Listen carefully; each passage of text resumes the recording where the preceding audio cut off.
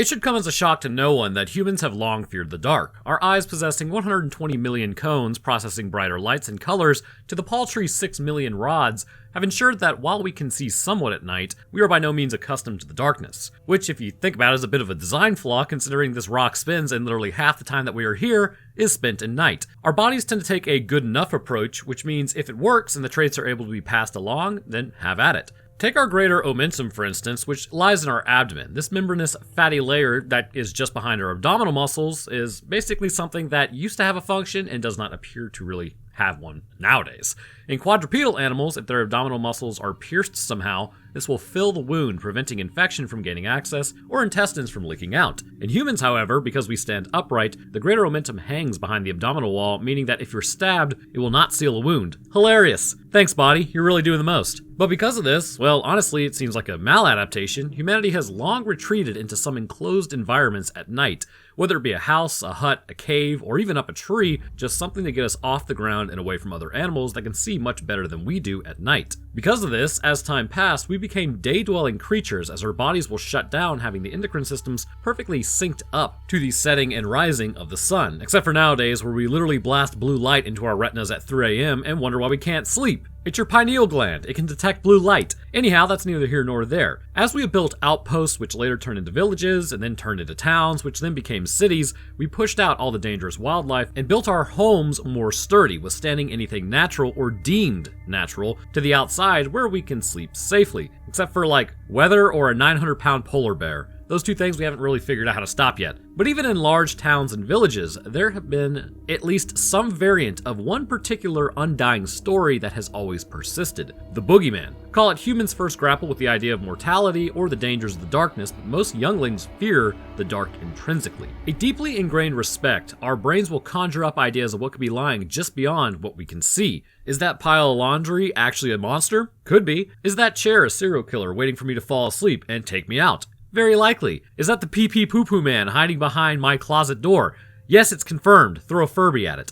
The point is, no matter what you call it, no matter what you think it is, there is either a rational or irrational fear of the dark. And we all know you ran up the stairs just like I did, as if our lives depended on it when we turned off the basement light for the night and went back to the main floor, because, I mean, who knows, maybe it did. But you have to ask yourself with all of this, why do these stories still persist? And why, even without being told to, do offspring still fear the Boogeyman? As we will come to find out, it's because it's actually stalking the homes of individuals and stacking bodies to boot. In the event of the movie The Boogeyman, we learn that this isn't just a figment of our imagination, but something that is tangible and can snap your neck like a twig. This creature thrives in darkness, hunting man, and is incredibly durable. But where did it come from, and how could it take you out? Well, let's discuss that in today's episode. And also, I'm just going to come out and say it, this is one of those episodes where it is a supernatural creature, so I will do my best to bring science where I can, but there are many unnatural elements to this thing, and it just becomes difficult at some point. We kick off our story today with my almonds being immediately activated, a youngling's cry. The older I get, the more a large portion of my ape brain gets rustled when hearing it.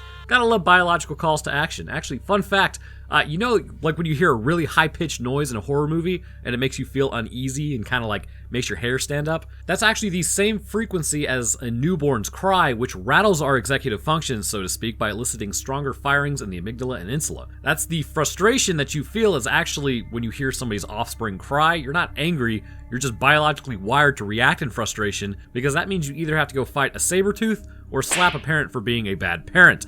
Have fun with that information. The more you know.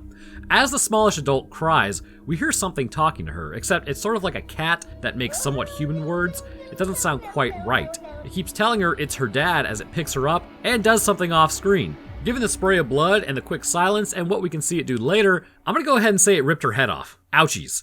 Also, how the parents of the year didn't hear this is beyond me. So first thing we need to understand about this creature is its mimicry, which gives us an idea how this creature operates mentally. We will come to find out it likes to play with its food first, but more importantly, it tells us that it's a turbo douche. By using human voices and picking up what humans say, it will try to calm the offspring by saying it's her father. So two possibilities exist. Either this creature is in fact saying this to be sadistic, which I believe it is, or it just makes similar sounds that it's heard from humans in order to attempt to calm basically anything it's hunting to keep them quiet. Although clearly the youngling already saw this thing, and once you see it, you wouldn't be calm either. So the point is, if it is the former over the latter, this indicates a high degree of critical thinking, although a completely screwed level of thinking, and this would put it up there with human level of intellect from what we will see later, and it appears to be like, since the morphology of the skull that it has, it is entirely possible it is that intelligent. We now head over to another house as a young woman walks into a closet. She's in mourning at the passing of her mother and then smells her clothes. And you never realize how animalistic we actually are until you start falling back into long ingrained, almost subconscious decisions. Basically, smell is linked powerfully to memory. As she grabs this dress, she passes by a painting showing the whole family together with her mom in that same dress. Over in a room, another youngling wakes up and it's a bright freaking room with her closet door open. She rolls a light over to it, and I mean, good lord, why would you leave that door open? That thing looks creepy. The dad is in his office currently therapizing somebody, and it's because I don't really know what the word to actively render therapy is, and I didn't look it up either. So, I mean, this is also like a mega early client. The offspring just woke up from school, or woke up for school, so we can assume that it's maybe like 7 a.m., maybe 7:30 at the latest. So this person would have to come in at least 8:30, and that's dedication to your mental health. Also, I loved bringing my wife to this movie and having her watch it with me, because she's a therapist and she just kept dunking on this guy. Maybe she should start a YouTube channel. Oh wait, she does! And somehow it's still growing after not uploading after like 2 years. What a nerd. His office is in his house, which is an interesting idea, and by interesting I mean, what a horrible idea, but he calls down to Sadie as she's wearing her dead mom's dress. I mean, it's a little odd, but hey, we all deal differently. They drive to school as they talk about pulling the youngest tooth out, and Dad drops Sadie off at school as everyone says, hey, I'm sorry about your mom, and oh, I feel really bad about that, and I mean, again, she's mourning, but maybe acknowledge people.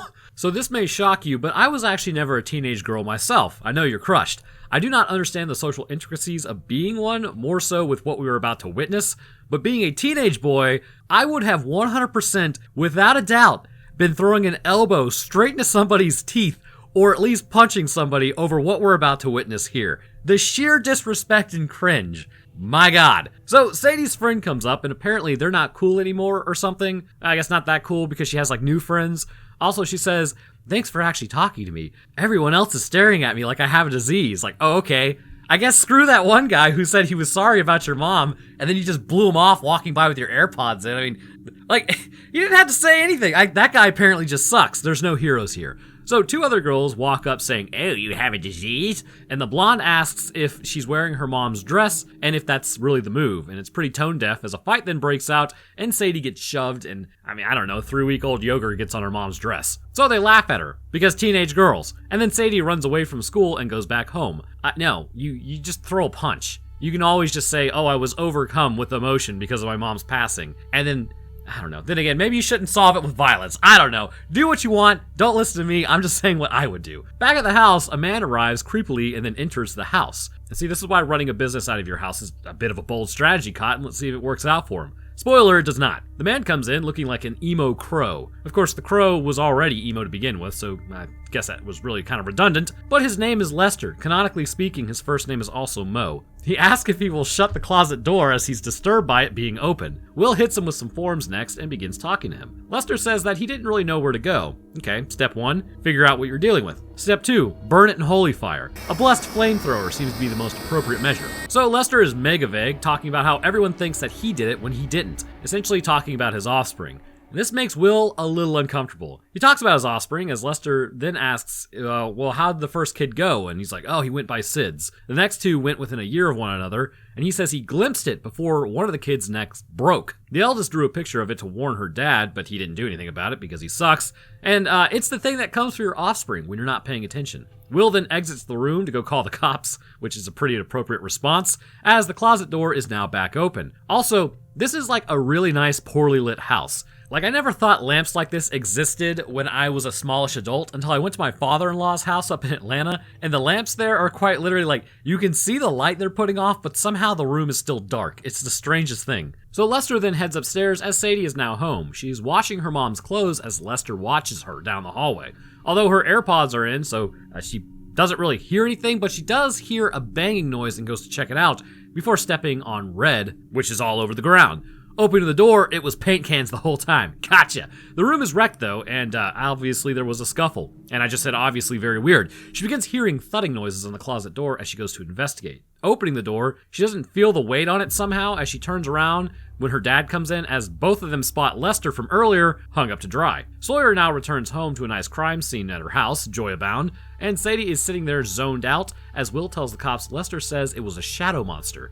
Sadie mentions how there was a fight in the closet before he took himself out, and the cop sort of just pushes that aside and says, despite everything pointing to maybe you being correct and being somebody who actually heard something, that just simply can't be. Because, you know, cop in a horror movie. Later that night, as everyone starts heading to bed in the house that's never lit, Sawyer asks her old man to check the closet. He heads in there to check for monsters and shuts the door. Sawyer starts going to sleep as Sadie looks through her text messages with her mom. Will and her almost share a moment, and now we learn that the mom got by a car accident as Sadie tries to connect with her old man, who's a therapist, but then he drops the ball hard on that one. He hits her with the fifth, damn, that's crazy, and then gets up to leave. Meanwhile, over at Sawyer's room, things are about to go horrifically as the door gets thrown open and something goes underneath the bed. Well then, she throws the ball of light under there and sees nothing except for a face on the edge as it tries to run away from the light, and she falls out of bed. So getting our first look at this creature, well, it's absolutely horrifying. First off, it can move at a high rate of speed, much faster than a person could attempting something similar. We get a glimpse of its face underneath the bed, but we can see that it's somewhat emaciated. Those protrusions out of its face appear to be teeth, but as we will come to find out, they're actually finger-like appendages that tear open its jaw to consume. The skin is blackened and dirty with several wrinkles all over. The face appears to be very much human-like, or at minimum, it's like a primate's. The nose at the center of its face is completely absent, with it just appearing like a human's sphenopalatine foramen, and it should be connected to the pterygopalatine fossa. What a bunch of names. Basically, the nose is just missing, which is a little strange, but who's to say this thing even had a nose to begin with?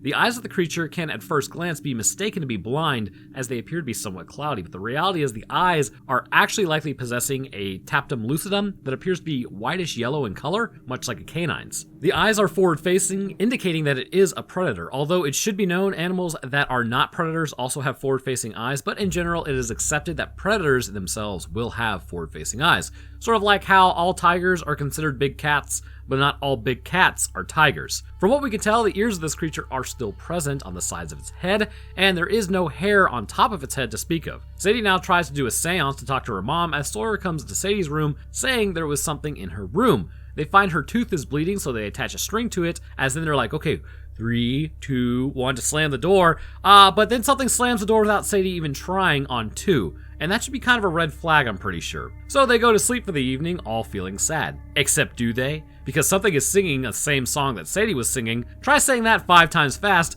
but gurgling as it grabs the tooth.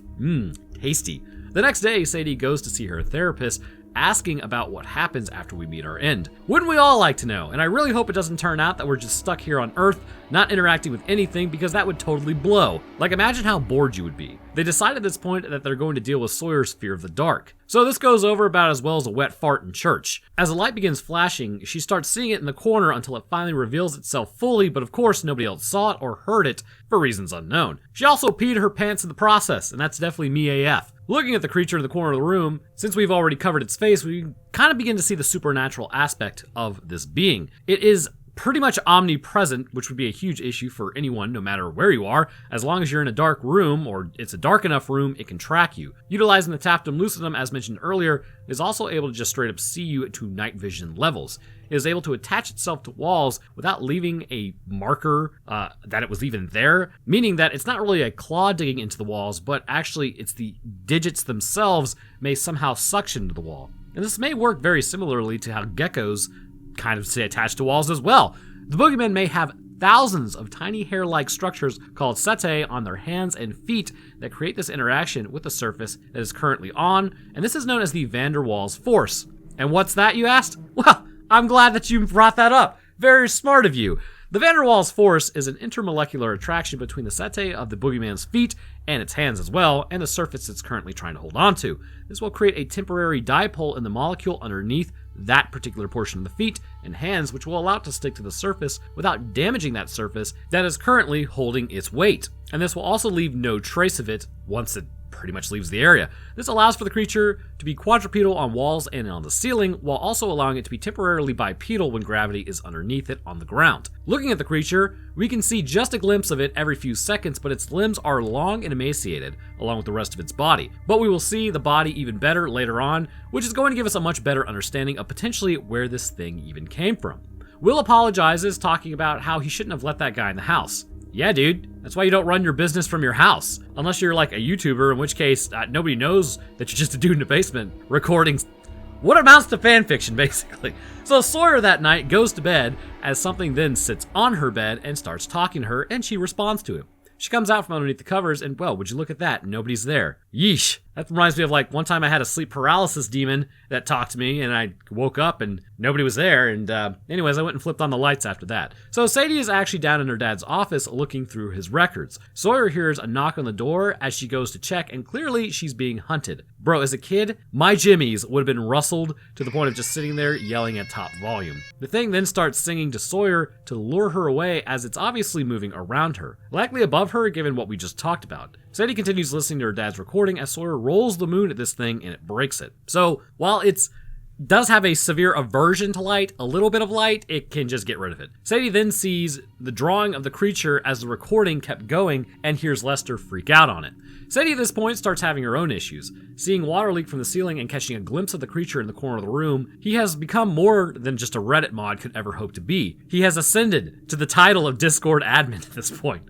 He is sitting there watching her, as apparently it was done terrifying Sawyer and has now moved on to the next mourning family member. The next day, Sadie goes to talk to her one friend without the other two girls, who need a solid kick to the teeth. Bethany gives Sadie a ride to a house that she needed to go to, apparently, which looks totally dilapidated. She goes around back and gains entry through a shredded door, which should be a little concerning. Entering the home, she writes her phone number on the fridge as a light begins flashing. It's pointed at a dark closet as she turns back on the light and sees dark webbing all over the walls. And the reason it was flashing is because something just came out of there. And also, it's a habitat changer. This will never be explained as to what this is, but it really does appear to influence its environment. It may be that this material is biological in nature, and considering what it consumes, this may be what's left over after it's processed internally. So for lack of a better term, it eats your soul and then excretes it, creating this webbing all over the longer it inhabits an area. Then it uses this to crawl across, potentially making it easier because what we were about to see, it's just all over the house. And considering it's also very, very dark, it may be that it scatters light and also can go across windows, keeping light out. She follows the webbing upstairs as hundreds of candles are lit, and we see the crib from the beginning as this was Lester's house. Pictures are hung up, and she opens the closet door and then gets her picture taken. A woman then comes out of nowhere as Sadie asks her if she's seen this thing. This woman is hunting the creature currently.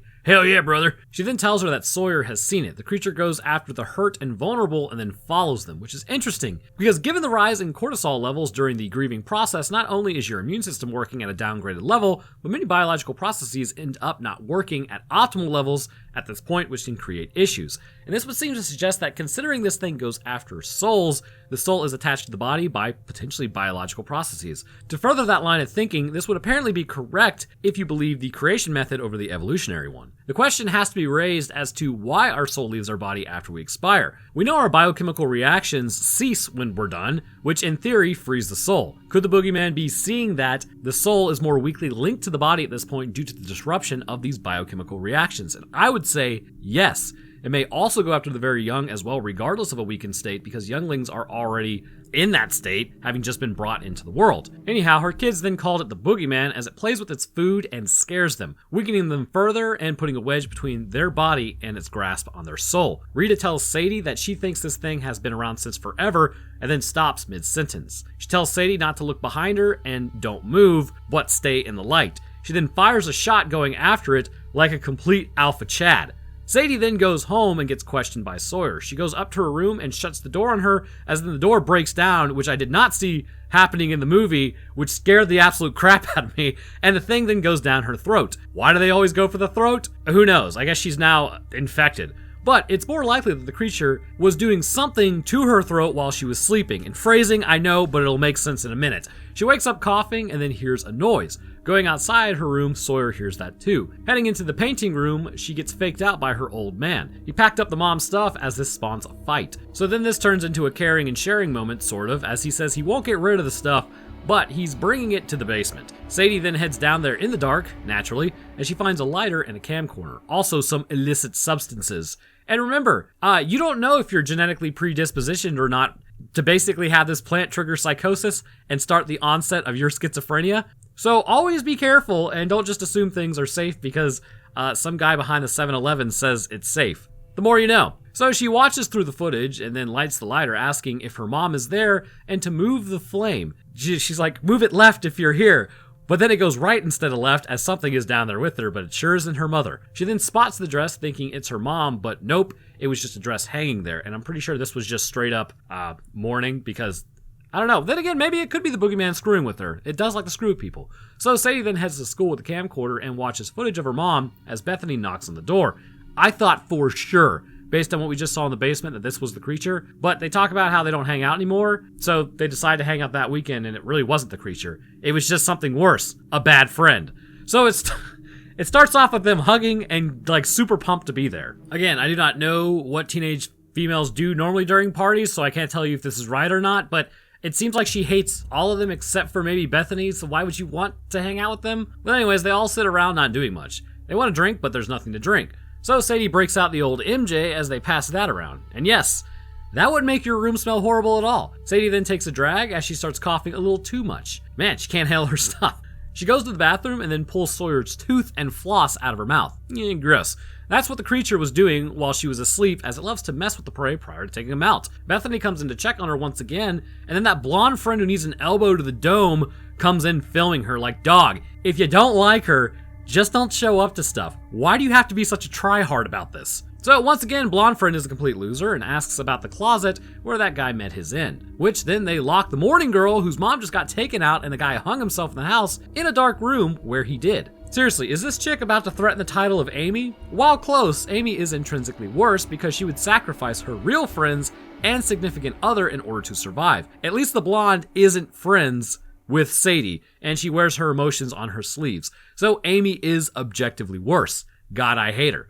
Anyhow, she hears a snarling from the closet, and it's game time. Also, why isn't Bethany helping to open the door? The creature now comes out, yelling at her as its mouth got me acting unwise. The door then opens as Sadie is able to get out just before the creature attacks, and finally, Sadie slaps the blonde chick. Finally. My God, thank you. So the frenemy squad then leaves as for some reason, despite Sawyer being freaked out by the dark, she's down there alone in the dark playing PlayStation. Turn on a lamp! The creature now realizes she's there. Sticking to the shadows, it begins walking around the couch as it moves near her, but won't come into the light. Interestingly, it seems to not really be able to track her and is having some difficulty locating her, as potentially the TV is creating enough light to disrupt its ability to see adequately. Sawyer looks around the room as then it turns red, and it's now above the TV as it lunges at her and takes her up and throws her against the TV. Hey Dad, you might want to start looking into these issues. So everyone has a nice freak out as Sadie tells Sawyer she believes her when she wakes up in the hospital.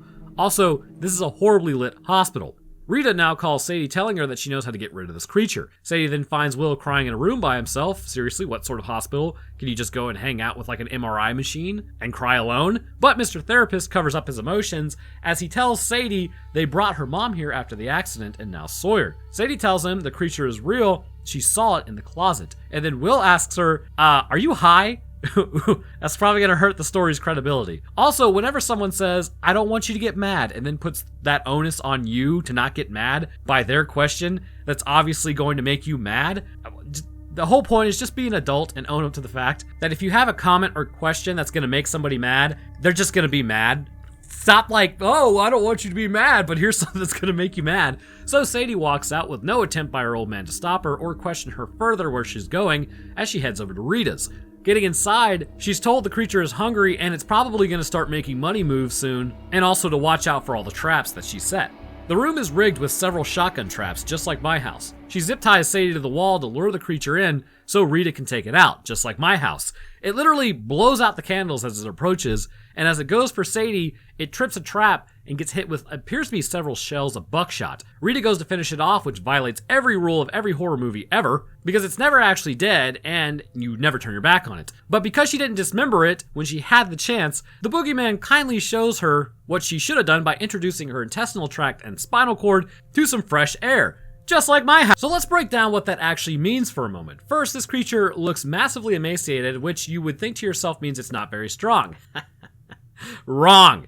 To sever the integument system, the intestines, the fat, the muscle, the abdominal walls, the spinal erector muscles, and all the connections to the bone and the spine itself, as well as the spinal cord, it is said to take around 200 kilonewtons of force. 1 kilonewton is around 224 pound force. So 200 kilonewtons is roughly around 44,980 pound force. Pound force is essentially what is needed to move 1 pound of mass at a rate of 32.174 feet per second squared. And that means the weight of this creature is able to add, or the weight it's able to add on one side of the body in order to tear her in half, is around 44,980 pounds, or 20,402 kilograms. Essentially, looking at this creature, you would never suspect it could create that much force with just a limb, but that's where the supernatural aspect comes into play. It is well beyond human comprehension. For it to generate this amount of force, its own bones and muscle would need to be made out of material well beyond anything that organically exists that we know of. Sadie is then able to escape, and in the process of getting chased the whole way, she turns on the light, keeping the creature at bay. And now it's a fun walk through the night. Sadie asks if her dad is at home, and he stops at the door and says, "Okay, I'm listening." But the boogeyman is not having it and just drags him in anyways. Arriving at the home after a several-mile run, is just completely blacked out. She finds an extension cord and flashing lights in the closet, and opening it, Sawyer has sealed herself in there, and she asks where her dad is as he's in the basement. What fun! Sadie now mentions how the creature can bleed, so if it can bleed, they can kill it. And this means it is technically alive and must have at least some biological functions regardless of how durable this creature is or the strength contained within. She then heads to the basement, and also I am writing this in my office that has tons of windows because I don't want to be depressed, and holy lord, is it difficult to make out what the crap is happening in this movie. It's darker than like a well digger's butt crack half the time. So from what I can tell, they both squat up and head down there with Sawyer bringing the lights, and hilariously Sadie tells her to be quiet, like the light-sensitive monster wouldn't see a freaking walking Christmas tree moving around. As Sadie looks up, they spot the dad getting gently held in the corner as the boogeyman drops him and goes after the girls. They spray him with some chemicals as Sawyer then gets knocked out, and this is like the second concussive event inside of a day. There's no way she isn't going to have at least some form of brain damage after this. It then goes after Sadie as we get a really good look at this thing, and it's quite literally a feeder necromorph. The skin is sucked to every bone on its body, and it has a somewhat human appearance, although its limbs are elongated, much longer than a human's. The legs also splay outwards as opposed to facing forward, clearly a result of it crawling on surfaces. A pair of hands emerge to break open the jaw of the creature as it reaches out for Sadie. An internal face appears, which I would imagine is just its normal face, and the face that we see slides upwards is really just a mask. And this would possibly mean that the body we are seeing is actually a human body taken over long ago, possibly back when humans were still in caves, and this body has been worn ever since. The actual creature is inside the meat suit, piloting it and breaking open the jaw to feed. And it may be that the original boogeyman may have just been another species entirely, although it's clearly supernatural, but it's important to remember that what was supernatural 400 years ago is now common in everyday life. And this could be some variant of life that is predatory but also incredibly smart. Smart enough to utilize technology that we do not understand in order to move around to an area that it wants to, as well as draw out the actual life force of its prey rather than just eating meat. Regardless of what it is, it begins sucking the life out of Sadie, which could potentially just be her nervous system, like what is that? But Papa gets up and then stabs it before getting yeeted, and then the lights go off. The dad then finds a lighter and lights it as they hold it and try to get up, but his leg is mega broken. Ouchies. They then hear the thing growl in the distance as Sadie gets the lighter mega lit, which I suppose is supposed to symbolize that her mom is there. She then flame broils the thing for a moment as she runs out of chemicals, and then they just put denatured alcohol in it, lighting it on fire, and this immediately spreads to all pieces of its web and burns the creature in holy fire. See? And this is why I think this creature is actually piloting a body. A little bit of fire does not seem to do the trick, but because the original body is worn so thin over the years of being piloted, or possibly millennia, because really, who knows how old this thing is, once engulfed in flames, the creature on the inside is also cooked. This parasite is ultimately destroyed by the heat, which is also why a shotgun blast didn't take it out, because it never hit the actual creature inside. So everything else starts going up at this point, severing the connection with her mom by material things, meaning it's all memories all the time now. They escape the house that is apparently just built out of old gasoline canisters and rags soaked in gasoline, because a house can go up quicker than you might imagine, but this was like did they have a meth lab in there or something? That's too fast. So flash forward and Dad can now talk about his feelings. That's right, man, let it all out. So they head out as Sadie gets a call from the therapist to go back for a second. Entering a horribly lit office, the closet door opens again. Ooh! She goes to it and then sees movement, but closes it as the therapist comes out, clearly showing that I didn't call you into the office, so no thanks. And thus concludes Boogeyman. Is there a second Boogeyman, or did the original Boogeyman survive? I'm gonna go with the original Boogeyman is still alive. The Boogeyman is a creature that nobody quite knows where it came from. Emerging around the same time as humans, it may be some undiscovered creature or predator from another plane of existence. All we can really say about it is it appears to be inhabiting a human's body that has long been altered and changed by the way it moves and the direction of the creature internally itself. Wearing this suit, it will attack other humans and suck their souls from their bodies, draining their life force and fueling the creature for who knows how long. That is until you bathe it in man's ultimate answer, fire. Or you could just use dragon's breath in a shotgun. I don't know, do something. But anyhow, I want to thank you guys for watching. If you enjoyed, then leaving a like would be awesome of you, and it also helps get this video into the algorithm, and subscribing, as we are close to 1 million subscribers, is also greatly appreciated. I'll drop my Twitter, Discord, Patreon, and Roanoke Tales channel link in the description, where last week we talked about the bloop. And speaking of patrons, I'd like to thank mine real quick. First, I'd like to thank our astronaut, Rosie Kinch. I've been saying it wrong for like 2 months. My bad, but thank you very much. I'd also like to thank our astrophysicist, Des Dancer, as well as Zach Smith, and our scientists, Arjun Sentinel, Chad Enjoyer of Scientific Explanations of B-grade horror movies, Florian, Logan Satomi, Lucian Dragon, and Tyson Nakanishi. And to the rest of my patrons, I thank you guys as well. Your help goes a long way towards keeping everything running and is greatly appreciated. All right, so that's gonna do it for me. I hope everyone enjoyed, and we'll see y'all in the next one.